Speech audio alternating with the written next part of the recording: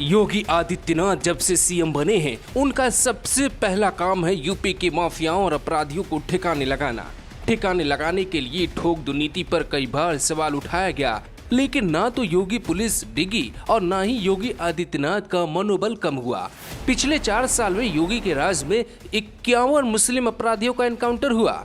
ये वो मुस्लिम अपराधी, माफिया या गुंडे किस्म के वांटेड थे जिनकी तलाश पहले या तो पुलिस करना नहीं चाहती थी या पुलिस कर नहीं पाती थी।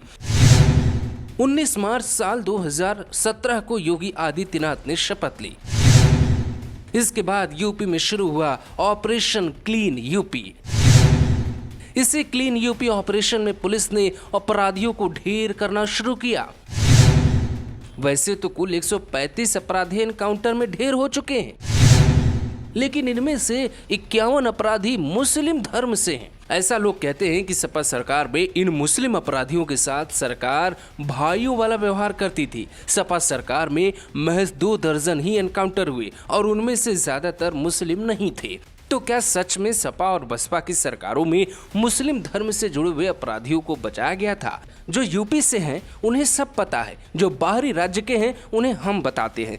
मुख्तार अंसारी, अतीक अहमद और मुकीम काला जैसे माफियाओं के आड़ में छोटे छोटे अपराधी पनाह लेकर बच जाते थे, लेकिन जब योगी की सरकार आई तो ये सरकार सबसे पहले इनके बाप यानी मुख्तार, अतीक जैसों पर नकेल कसी गई। फिर ये अपने आप मछली की तरह तड़पने लगे। यूपी में ऑपरेशन क्लीन सभी अपराधियों की शामत लेकर आया। कुछ तो थाने पहुंचकर घुटने टेक दिए। जिन लोगों ने सरकार को आंखें दिखाई, उनकी आंखें सरकार ने हमेशा के लिए बंद कर दी। 6126 मुठभेड़ के आंकड़े 20 मार्च 2017 से 10 जुलाई 2020 के बीच के हैं। इस दौरान यूपी पुलिस ने 13,361 अपराधियों को सलाखों के पीछे भेजा। 2,293 अपराधी ऐसे थे जिन्हें मुठभेड़ के दौरान गोली लगी और वो घायल हो गए। योगी राज में ऑपरेशन क्लीन के तहत पुलिस ने विकास दुबे जैसों का सफाया किया।